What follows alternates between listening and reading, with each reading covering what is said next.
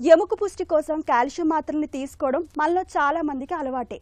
అయితే ఈ మాత్రల మూలంగా కిడ్నీలో రాళ్లు ఏర్పడతాయనే నమ్మకం మనలో చాలా మందిలో కనిపిస్తుంది.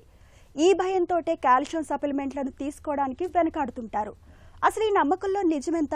కాల్షియం సప్లిమెంట్లతో నిజంగానే కిడ్నీలో రాళ్లు ఏర్పడతాయా? ఆసక్తికరమైన ఈ విషయం గురించి ఇప్పుడు తెలుసుకుందాం.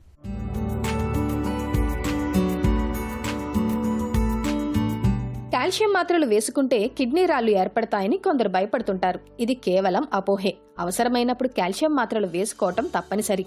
లేకపోతే ఎముకలు బలహీనమై తేలికగా విరిగిపోయే ప్రమాదం ఉంటుంది. సాధారణంగా ఎముక క్షీణించినప్పుడు, ఎముకలు గుల్లబారినప్పుడు, ఎముకలకు ఆపరేషన్ అవసరమైన సందర్భాల్లో డాక్టర్లు కాల్షియం మాత్రలు సూచిస్తుంటారు. ముఖ్యంగా వృద్ధులు, నెలసరి నిలిచిన మహిళల్లో ఎముకలు బలంగా ఉండటానికి ఇవి అత్యవసరం. అయితే కొందరు వీటితో కిడ్నీ రాళ్లు ఏర్పడతాయని వేసుకోవటం మానేస్తుంటారు. కిడ్నీ రాళ్లు చాలా వరకు కాల్షియంతో కూడుకున్నవి కావటం వల్ల ఈ అపోహకు గురవుతుంటారు. నిజానికి కాల్షియం మాత్రలతో కిడ్నీ రాళ్లేమీ ఏర్పడవు. మాత్రల్లోని కాల్షియం రక్తంలో కలిసి ఎముకల్లోకి చేరుతుంది. కొంత మూత్రం ద్వారా బయటకు పోతుంది. ఇదేమీ ఇబ్బంది కలిగించదు.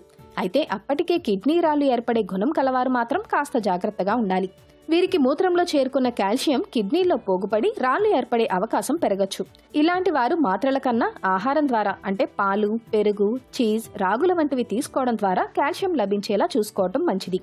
ఒకవేళ తప్పనిసరిగా మాత్రలు వేసుకోవాల్సి వస్తే కాస్త ఎక్కువగా నీరు తాగాలి. అలాగే విటమిన్ డి తగినంత లభించేలా చూసుకోవాలి. ఇది శరీరం కాల్షియాన్ని సంగ్రహించుకోవటానికి తోడ్పడుతుంది. దీంతో మూత్రంలో కాల్షియం పోగుపడకుండా చూసుకోవచ్చు. రాళ్లు ఏర్పడే స్వభావం లేని వారికైతే మాత్రలతో ఎలాంటి ఇబ్బంది ఉండదు. కాకపోతే భోజనం చేసిన వెంటనే లేదా భోజనంతో పాటు కాల్షియం మాత్రలు వేసుకోవటం, కాస్త ఎక్కువగా నీరు తాగటం మంచిది.